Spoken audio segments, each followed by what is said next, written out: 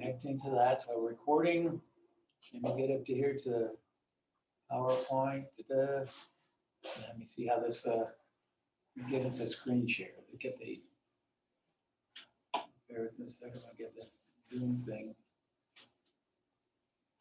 Share screen.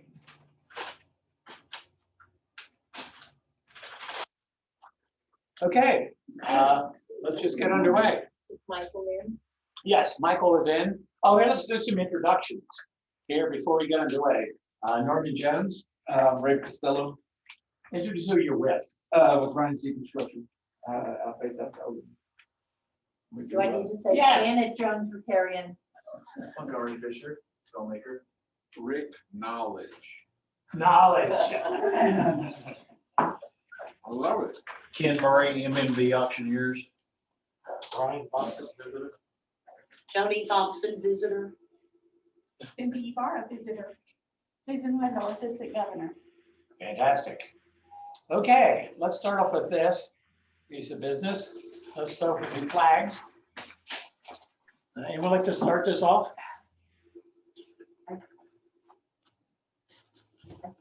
I pledge allegiance to the flag of the United States of America and to the republic for which it stands, one nation, under God, indivisible, with liberty and justice for all. Honor the Texas flag. I pledge allegiance to thee, Texas, one state, under God, one and indivisible. Fine, thank you. Anyone like to do a brief prayer? Any spontaneous volunteers? It's not essential. Yes, it is. Okay, Let us pray. Dear Lord, we are here to celebrate our wonderful organization, Rotary, and we love the fact that you let us do this. Amen. thank you. Okay, good. All right, on to business. There's our agenda, resolution prayer. We'll talk briefly about the Rise Against Hunger project, status of barbecue event, and some of the people here are definitely associated with that thing. Social events, we're getting back to normal eventually. The tree planting techniques and practical lessons learned will be primary Rafe and Cindy on how to do this thing right, and then four-way test. So that's kind of the agenda. There's a Rise Against Hunger project. And this is by, it's going to be a program here in a couple of weeks proposed by Lieutenant District Governor Larry Jackson. Put June 5th on your calendar. That's going to be the Rise Against Hunger project. There's going to be 50 Rotarians from various clubs throughout the district sending here from 9 to 1 to assemble these meals. So that's going to be kind of a big deal. So put that on your calendar. Our club is facilitator. And then, so that'd be from 9 to 1 in the morning. And it'll be, hosted here. Our club is a host, supported by Community Gardens. But the idea is to pack up like 10,000 meals. So that's For kind of. distribution to the homeless. No, it's distribution. You'll show up when you learn more and show up in a couple of weeks. But they're dried meals. They keep like 2 years. Oh, There's a whole other science. And they pack up soy and all that stuff. That rice, soy, vegetable flavoring mix into small meal packages shipped around the world and that stuff. So it's a whole other thing. So it's kind of a cool type. You'll learn more on April 27th. Good for our club. Let's see here. Let's see. Social events. We're going to get, we want to get to more fun stuff. It's, I think, a very good place for a social event could be back at that Spiderwood Studios 969. Can see what we can do with, because that's a cool place. And they said we can have a whole kit and caboodle. We can do the tours again. We can set up the bar area. So we need people to be involved in that thing. Spontaneous offers from people who like to help organize social events. Their thing is think simple. Bring beer, snacks, and hang out for 3 hours. And music. Oh, music. Yeah, that'd be fine. Oh, see, there you go. Spontaneous volunteer. The barbecue festival event. There's going to be a big deal at Mayfest Park. Sanctioned barbecue event, fundraising, fun, and information. So we have a kind of a initial committee. Lots of aspects of this thing. We've already got some publicity going. Mayfest Park is a cool place. Like we can have the whole kit and caboodle. Like this is the Oh, rodeo event. So the idea there is, now Jody's actually done this kind of stuff before. She's a godsend to this deal. So we can have the rodeo. So the idea, we could do a junior rodeo event in there. we're working on that. See, there you go. And we have the stands, we have the bleachers, we have all this thing, we have the beer coolers and everything else. And then we can also have, we have the rodeo arena. We can have Showbar. the show barn, which is an amazing place. So for that, our thing is to have a silent and hybrid auction.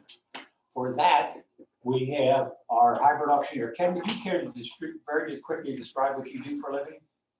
Right now, I'm an auctioneer. We've been, for the last year, we have been just having online auctions, but I'm a licensed auctioneer. My license number is 17773. I have to say that anytime to do any advertising. But that, we're having a live auction this Saturday, first live auction of the year, to see how that's gonna be. It's gonna be completely outside. Still, recommending people, take the proper guidance and social distancing and things. But, we generally have at least one auction a month. I'm also having another charity auction at the end of this month on the 28th for the Bastrop Christian School. So that's going to be available on the 28th. Well, his challenge is, one of the main purposes of this of this barbecue festival is to raise awareness for Bastrop. Bastrop's not the far side of the moon, and a Rotary Club exists. But part of the agenda is we're not making money on the barbecue festival per se. We're going to be soliciting donations. So put in the back of your mind, who would like to donate stuff for a valuable thing? And then his mission is to get the maximum amount of income. Given that the donations, whatever this gentleman raises through that, become 100% profit, and virtually everything goes to local organizations and projects. So it's a good thing. So this is what example of barbecue competition needs. Barbecue cookers go crazy. I mean, the person that's going to be the judge for this is helping us. They do competitions of judging 48 weeks a year. And this is kind of vehicles. So try and envision having 50 to 100 of these suckers at Mayfest Park. I mean, they take it very serious, very structured deal. So it's kind of a deal. So there's many aspects. We have a committee. It's been, Joni's been one of the key cogs, Mike Goebel, me, and then we coordinate with Kathy Danielson and Rebecca Gleason, but more help is invited. We have a chart. There's anything from preparation to execution is a big deal. It's kind of our upcoming programs. Next week is a school bond proposal, the library, and then we're going to do the thing on the food thing. Scholarships. Now, Rick, you've picked out how many scholarships, Rick? 3, 4. 4? Fantastic. Now, you saw the thing with Smithville's asking for an event on May the something or other. Are you gonna be able to go to that? Yeah. Good. That's a big deal because helping the youth is kind of a big deal. And so it's good. So if you can go and wave the flag, that would be great. Because, so he had a process for selecting. Now we're going to have Alex Farenthold is helping with these things.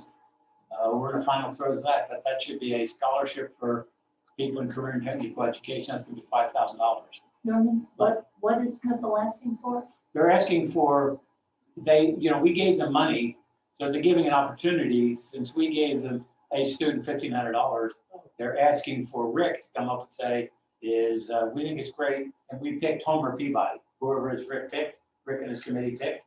They're asking Rick to summon, say, thank you, Mr. Peabody, and here's your $1,500. Oh, Well, I've got it every year for the last 8 years. Big deal. Not last year, but it's a small gathering, just families with kids. Not very many. Oh, is it? I wasn't sure of the format, but if you've done it, Well, Bastrop's a totally different animal. It's Young Act Center. okay, well, whatever it is. But if you can go, the nice thing about scholarships, it's inherently good, but you can say, we're helping in this great cause. That's terrific. Okay, with that, let's move into the main meeting, which is tree planting. Here, Did anybody have any questions about the barbecue thing, or are we not gonna discuss it? well, let's see here. Oh, just, No, just what- ask. is there any questions? Let me explain to you one detail. This is 21 acres. We have the whole kit and caboodle. So one of the things we're coordinating with the Barbecue Association, and Joni is part of this, what's the best way to use this spot? We have a show barn every year, according to the church. So it's a matter of the best way to use that. So we're turning in the forms with the rotor, with the Bastrop. You have to turn in this form. And then Remington was going to turn in money for this thing, but it's pretty nominal charge since we're a nonprofit organization serving the community. That's good. So anyhow, that's kind of the deal with that. Okay, on to the tree planting project. It's going to be kind of a threefer. I'll do a little introduction, and it's going to be Rafe and Cindy. So let's see. One is trees are good. Trees are valuable assets for properties. They improve your property. Whether it's, my focus is to some extent on rural properties, farms and ranches, and that's where Cindy comes in too. And then trees improve our environment. It's a big deal. And so we're going to be talking to is we are, at least I'm not a treeologist, but we have some lessons learned on what worked out. And Rafe has special expertise. Well, basically. A lot of it. So we're talking about practical lessons learned. There's all sorts of theoretical stuff and plant and dig a hole and all that good stuff. We're not going to go into dig a hole and do it this and also. We're going to go into lessons learned, what worked and what didn't work. And we'll provide some information on irrigation and mulch. And then the last thing is we'd like to sponsor a tree project to somewhere. There's lots of spaces which is bare grass, which is all fine and dandy. But if we could do a project somewhere, that would be good. Joan, I'll be having out of the window for you to talk here in a second. But if we could do a project somewhere like at a school, because some of our lessons learned we could apply somewhere else. So this is kind of the, there's Rotary areas of focus and trees are parties supporting the environment. That's one of the Rotary areas of focus. Because when you plant a tree, it looks nice and provides oxygen and all that stuff and erosion control. There's another long story. If anyone's interested in this, anyone's interested in the environment. And Joan, would you care to say a word or two about this? Okay. Well, I always like to, can you hear me okay? Just barely. I could turn it up. Go ahead, Joan. I always like to start talking about the trees, reminding people there's this Netflix movie called A Life on This Planet with David Attenborough and his concern for our planet and what has happened over the 90 years of his life.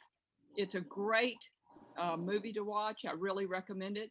But you can see just over his lifetime how much biodiversity, wildness has decreased. And of course, that's trees and other things as well.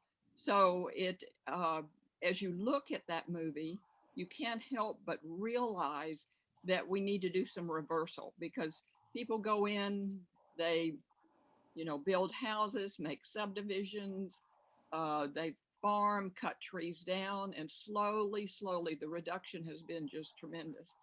And the other thing is that Rotary, of course, under the board of directors and Ryan Easley, they a few years ago, began talking about Rotary needing to focus on the environment.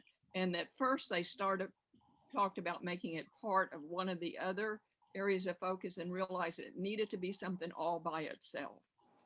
And in addition, I'd like to share, I know Norm has shared this with you, Rotary has what's called action groups. And there's an environmental sustainable Rotary action group. And I joined it this last year.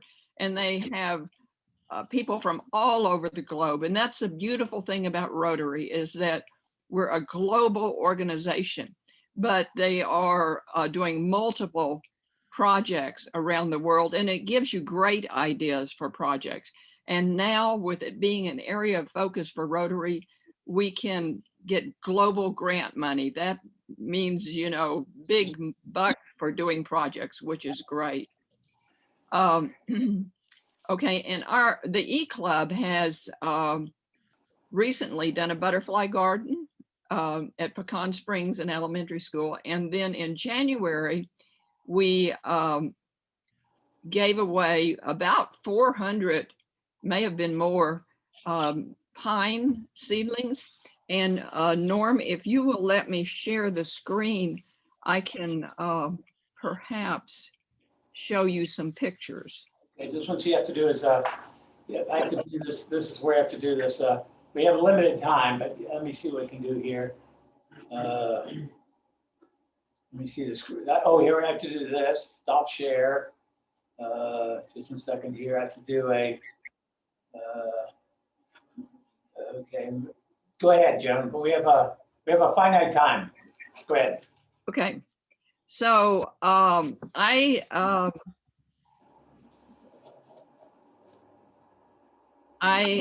about a decade ago, I was at a Christmas tree farm and saw all of these trees that they were selling here in Texas as Christmas trees. I said, where do these trees come from? And they're Virginia pines, and they're drought tolerant, and that's what they use for Christmas trees. And so I thought, well, I'll order some. The minimum order was like 250. So more or less in a box, and that's for about $100, including shipping. So let me see. Can you see anything? Yeah, we Yeah. see a tree. Do you see 2 trees? I see 1 tree. Okay, do you see a big tree now? No. Well, that's okay. Okay, We'll show some more tree pictures later on, by the way, Joan. okay. I wanted to show you the large tree as well. This one was planted this year in January, and Norm is going to talk about watering and all this kind of stuff, but I wanted to show you a tree that I put in the ground and have not watered it. Wow. I did 3 of these, and it was because it's too far from a hose, and I do my watering by hoses. Okay, so if I want to show a different, okay, now, if I want to share another picture, okay. This is some trees that we planted at the front of our ranch. Do you see a big tree now? Yes. Okay, that tree is one of the Virginia pines that I planted about 10, 12 years ago. And I watered it the first couple of years. And you remember how dry it was this summer. I didn't water at all. I have not watered this tree since it was about 1.5 years, 2 years old. And you can see at the top, you know, it kind of struggled, but now it's starting to get some new growth. So trees do need water at first, but you know, a drought tolerant tree is going to make it. So, okay. Splendid. That's what I have to say about trees. All right, well, thank you. All right, let me get back to our thing here. Just a second here, let me get back to let me get the right thing. Excuse me while I get it the right. Okay, there's that. Let's see, move that. See SRAG stuff. At Bastrop State Park, they had a huge amount of fires 10 years ago. They had a humongous amount of tree, like 96% of the trees were killed. Dead doornails. They did a approach where they did massive tree planting. Actually, Jan was part of the tree planting thing. They planted humongous quantity of trees and an incredible attrition rate. So there was a percentage game, and they're doing okay. They planted a zillion trees and they had greater than 90% failure rate. But if you have 10% out of a zillion, that's a tenth of a zillion, so that was their approach. Because they were dealing with many acres. In our case, you know, to part of what Joan's talking about is planting supplemental irrigation in Texas helps, particularly when they're getting going. You know, we're talking about lessons learned until they're established. As a matter of fact, Rafe, I'll let you take over. All right. But yeah, no, so obviously, you know, irrigation helps grow trees or plants or whatever else, you know, maybe planting in the ground or trying to grow. And like Norman said, there is different techniques and practices you can do to help you know, the success rate of your tree. And one of them is drip irrigation or using emitters such as these on the table to supply the trees with water. Obviously, you need to run your irrigation line, your poly pipe or wherever from your water source, and then you know, you could place these at the base of the tree, and that allows the tree to then have irrigation, you know, to help it. Go ahead. Well, this is this slide here. What worked and what didn't work. So yeah, Norman, I guess, and Cindy here have they bought 100 trees originally. I don't know the whole backstory behind it, but from Joan. Joan. And yeah, Norman had 77 trees, or out of 177. 77. All right, see, that's where. Yes, she got what's left. And she got the 24.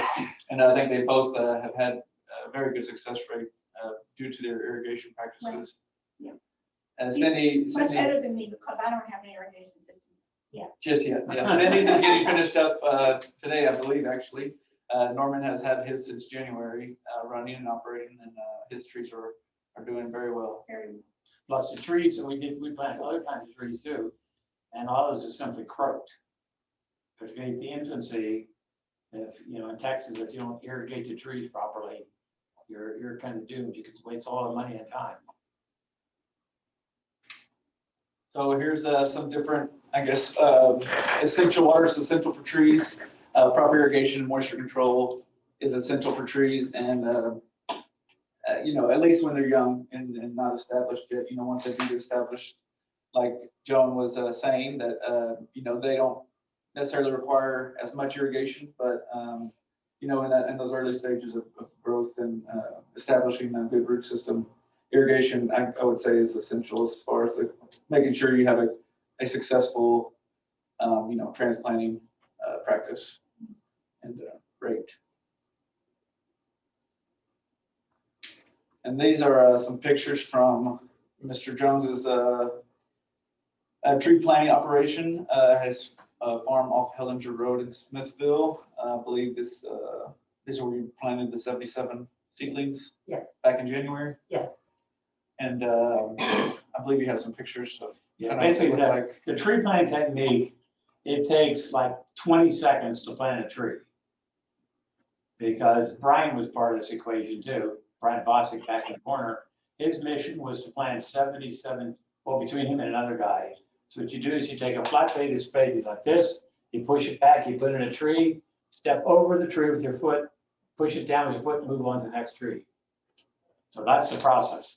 And that's what I did at Bastrop. And that's his common practice. The tree planting, we're talking about trees about like this. But you know, then the watering is kind of key. So that was, then this is. And that's a picture of the same trees 4 months later here in April.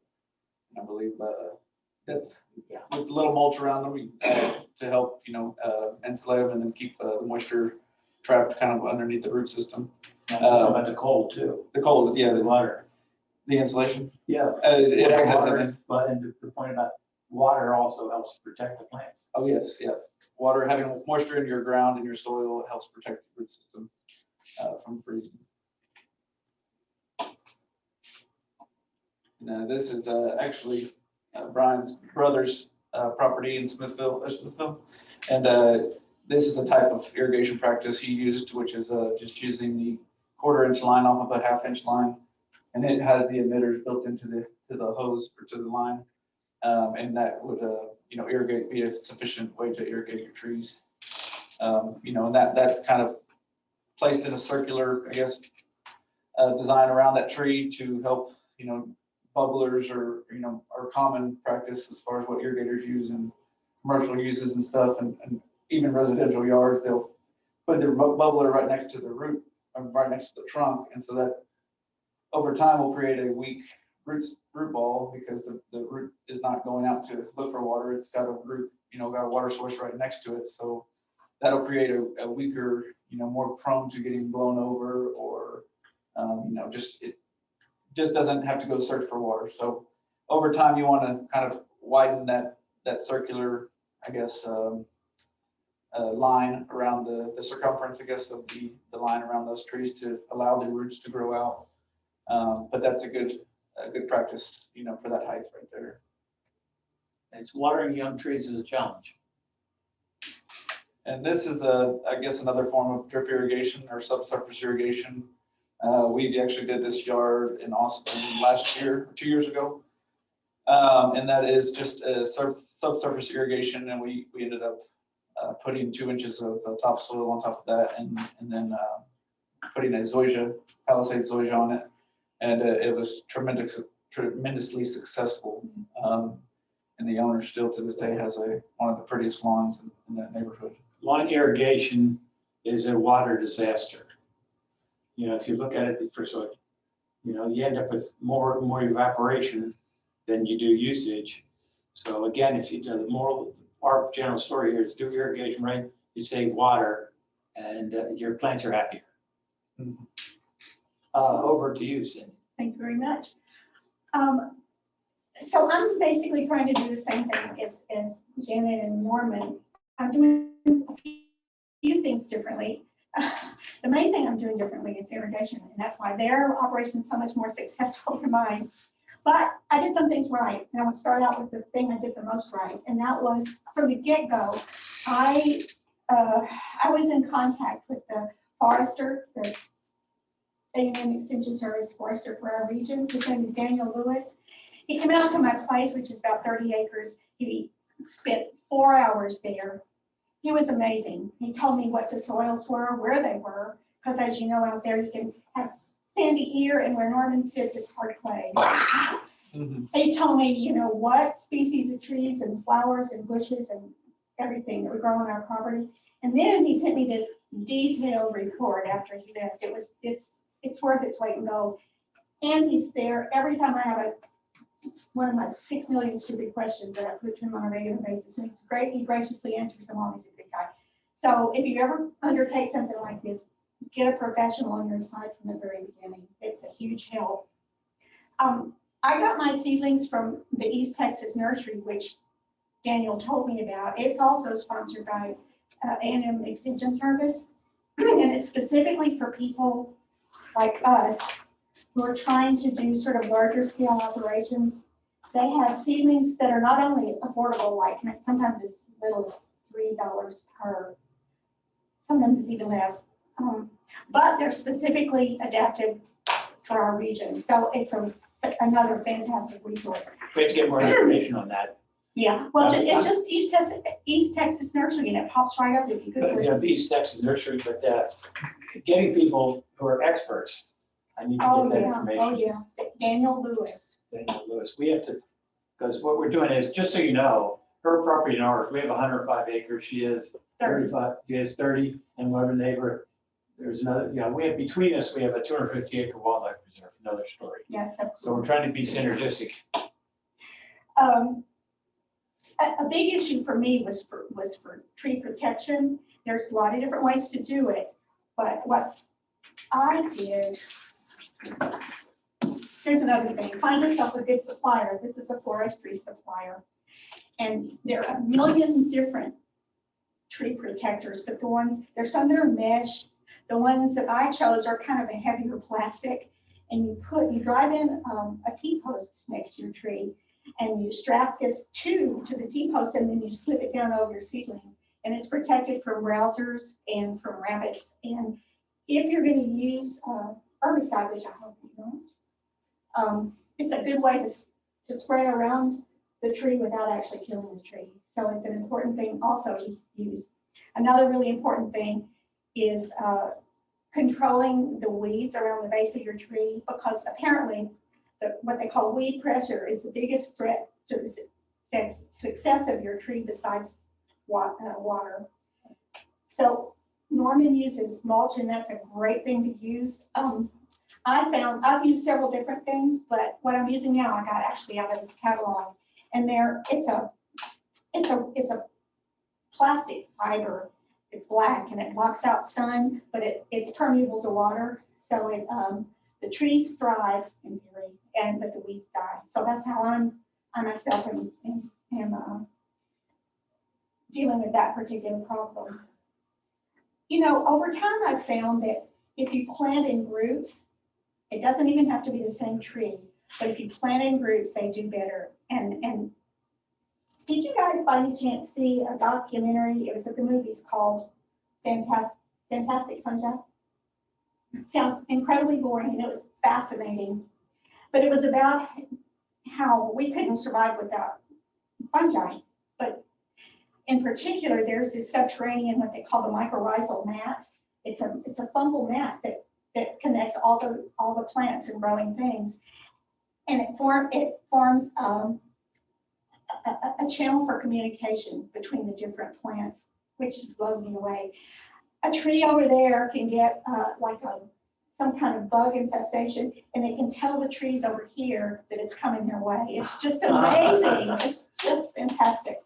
They can also, like, if the tree over here needs water and food, they can shift water and food over to the tree. I know, it's amazing. It's so cool. So cool. Last night, I just happened to see on YouTube a BBC special, and they were talking a lot about some of these things too. And it was hosted by Judi Dench, you know, the British actress. It's called My Passion for Trees, and I highly recommend it. It's this link right here. It's lovely. I'm gonna send it along for you. I'm gonna send all the slides to everyone, but click on that. It's a 1 hour thing. It's But lovely. trees are good. And she talks about too how in their respirations, they can send chemical messages to each other too. It's just so fantastic. And then of course, the other huge issue over at my place was watering. And I have a water tote on a little trailer that I attach to the back of my truck that I take out to all the different plants. And it works okay for the plants. My success rate isn't anywhere near as good as his. But you know, it works okay, but it's a killer for me. And so now that I have a whole lot more plants, I'm getting an irrigation system, and I am You the have the happiest chart, person. you have the chart of your. I do not. Okay, well, that's it. Yeah, You do? I do have it, and we can send it along, I guess. I'll send it along to you, but it's an interesting system. It's Oh, much yeah, work. it is. Now, Daniel Lewis uses just drip irrigation. He gets 2 of those 5-gallon buckets. He gets them like from bakeries and things like that, and punches a hole in either side and puts a little emitter to each tree, and then he just comes by every so often and fills up the bucket. So that's another way to do it. Yeah, definitely more cost effective. And labor intensive. But labor intensive, yes. Because you know they need 10 gallons of water every week unless it's rained. I think that's the rule of thumb. How much is it? 10 gallons of water weighs a few pounds. And you tend to tell me forget. about it. In our case, we just like the idea of automatic. For one thing, we only go out there, and you're only there part-time. So if I'm you just depend there once upon a week. manual support by humans, and humans are not really intelligent, it's too overwatered, underwatered. And it's just backbreaking, kind of Labor literally. intensive. Labor intensive. And so get yourself some good watering system. And something else, this is one of the things I feel like would do differently the next time around. I had cattle out there coexisting with the trees. Now I know you guys have figured it out. I wasn't able to figure it out because even with the tubes, etc., we sat on the porch one day and watched this old bull just because he didn't have anything else to do. He put his head against one of those T-posts and bit it flat to the ground and snapped off the tree. So, you know, it was just, I know, it was a killer. So if you can keep the livestock away, if that's an option, yeah, Oh, it's definitely so, do it. So those are my successes and failures. But I wanted to talk to you guys just a little bit more about 3 different methodologies of doing larger scale plantings. I hope, Sure. if you're interested in it, I hope you are. One of them is reforestation, which we talked a whole lot about. And the formal definition is planting trees in an area of decreasing tree numbers. So obviously that's what you guys are doing. That's what I'm doing with some other things alongside. And I think we've talked enough about that today, but I wanted to talk with you about afforestation. Has anybody ever heard of that, afforestation? It started out in the commercial forestry world, and it was a way to grow many more trees in much less space and much less time. But there was this group of young people in India, and they said, well, if this works for the forestry industry, why wouldn't it work for, protection of the climate and creation of forests? So afforestation is defined as the conversion of bare or depleted or cultivated land into forest. So what they do, so what these kids did, they're using a method called a Miyawaki method from Japan. They do it by relatively small plot by plot. And what they do is dig down a meter into the earth. They take out that dirt. They take a third of the dirt and they mix it with barnyard manure and industrial agricultural waste. You know what it is, Jim. Oh, the bird. Like cotton or something like that to increase the porosity. Then, let me get this right now. They plant 30 trees per 100 square feet. So it's very dense planting and at least 50 different varieties, and they have to be native. So it's not just trees, it can be, it can be shrubs and things, but it's got to be a huge amount of diversity, and it all has to be native. What they found, and reliable irrigation. So those are the elements. In 3 years, they had a completely natural, maintenance-free, mature forest. I'm not talking about, toothpick saplings. They were like 10-foot high trees. It was so thick that you couldn't walk through it. And, the plants, the bugs and birds and animals just flocked to it. So it's just striking to see these oases in the middle of, just areas of extreme, is the word desertification? Desolation, yeah, and desertification, I think is the word too. So it's quite an exciting thing. They found that their method, the young people's method, by the way, their organization is called Afforest, AFFORESTT. And they've done most of their work in Africa and in India. They've also done their work the world over. Their method traps 30% more CO2. It retains 30% more water. It results in 30% less noise and dust reduction. So it's really an amazing, amazing method. I'd like to get more information on that. For one thing, I'd like to try it. I'm dying to try. I have spontaneous volunteers. Will they help with that? Well, there's a Spontaneous volunteers. No, I need to get more, that idea of fast and dense. Oh, it's so, That's, and it's beautiful. I mean, it's just beautiful. that's wonderful. We just have to get, we're receptive to trying it. We're good on experiments. And we have a lot of land which I like to improve. Yeah. And if we can do it there, we can do it anywhere. Yeah, let's do it. Let's do it. Sounds good. Well, just send more information. That would be good. One last topic, a quick topic. It's rewilding, and it's actually what I'm doing over my property in addition to reforestation. And there's natural rewilding, which is basically leaving it alone, having faith in nature, and it takes over and it repairs itself. But if we want to tweak it and help it to go a little bit faster, there are things we can do. It's not a new concept. It's been around since 1990, and it was first coined by, I think, Earth First.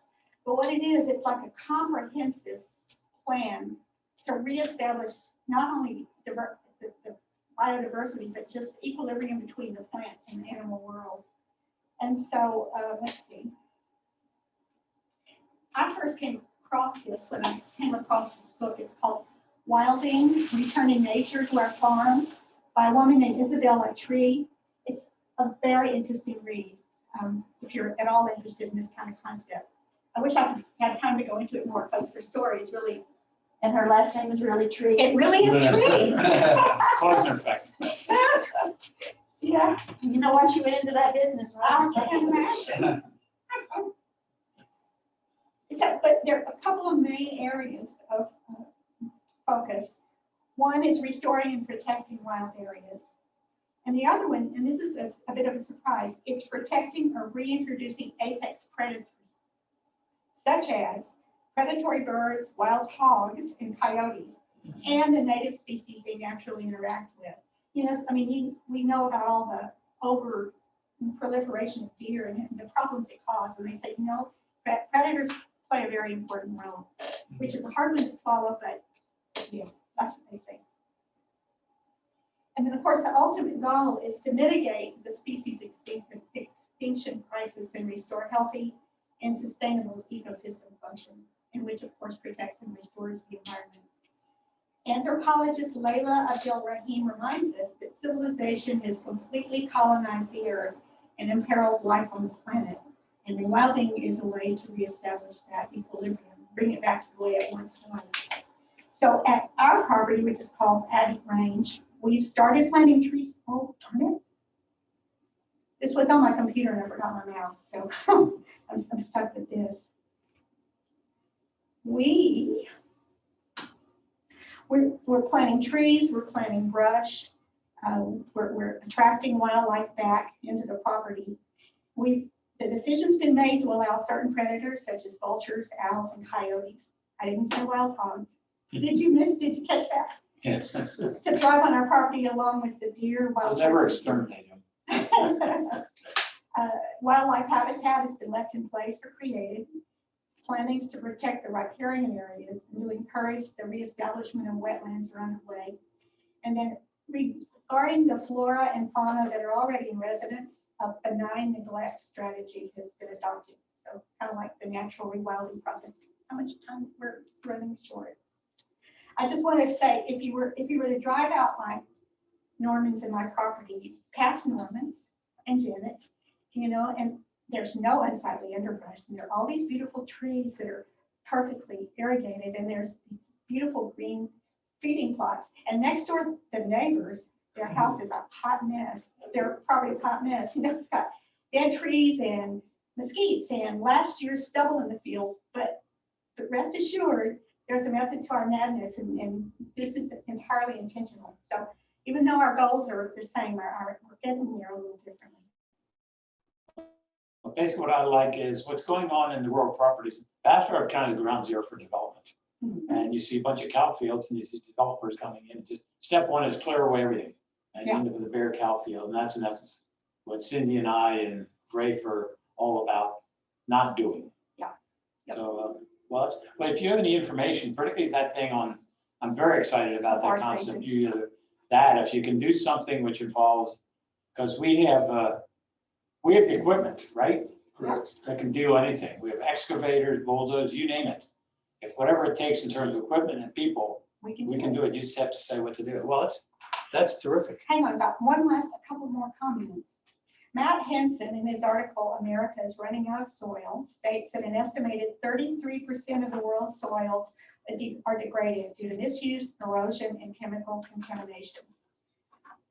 And this is terrifying. He further states that leading UN officials have reported that most of the soil relied upon by farmers today can become so eroded or so chemically degraded that it will become unusable over the next 60 years. Now that's pretty sobering. So it's like, this is it, guys. This is the greatest challenge we've ever been faced with the human race. The earth will survive regardless of what we throw at her, but we might not. So don't go plant trees or do something, even if it seems to you small and insignificant, and do it like your lives depend on it, because maybe they do. I always like to close any kind of talk I give about the environment with a quotation from Christina Rossetti. It's tread softly, for all the earth is holy ground. It may be the spot we stand on is paradise. Well, that's very interesting. Well, if you have information to share, particularly if nuggets of information on that technique, let me get back here to our Zoom. But now, don't discount rewilding, because Oh, no, that's something fine. that anybody can do. Pass along whatever you can do, particularly if there's some specific thing. For one thing, putting on a Rotary Club hat, we want to use some of what we do as a model. If we can do it here in our little piece of Bastrop County, we can kind of do it anywhere. And people don't know what they don't know.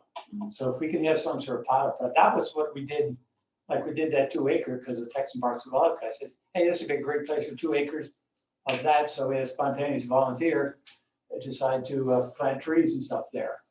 So I'm very interested in any kind of pilot projects. Sounds good to me. Let's see here, this Joan, I think you kind of talked about, oh, she's got dropped off, but she talked about this stuff. Possible tree planting project we'd like to do, something, at some spot like a school, because we know the techniques, and there's a lot of schools which are fairly ugly. And if we can do something sort of kind of along, they don't want to quote wild, but trees are a good thing. It's when things get better. So we talked about this. I'm going to send along, there's a whole bunch of stuff here on details. I'm going to send this along the presentation. You could spend an hour just talking about this stuff, but I'll send this along. Another little small piece of business. We're looking, this is a great environment here. Eventually, we're going to, another month or 2 or whatever it is, we'll get back into the meal type things. We'll up the hybrid option because there's certain advantages to hybrid. Some people want to participate remotely, COVID or not. And we've had speakers participate from everywhere, but we want to get into models. So we're going to look at alternative places which will offer a la carte meals. So Adam has looked at possibilities. People that have opinions on that are invited. And does anyone have any questions on what we just transpired?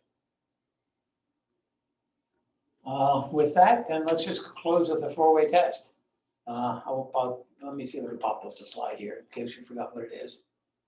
I don't have it on here. First, Is the truth. second, Is it fair to all concerned? third, Will it build goodwill and better friendship? and fourth. Will it be beneficial to all concerned? Well, thank you. We'll see you all in a week.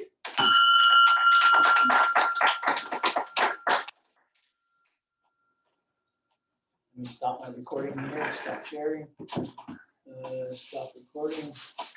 Well, thank you.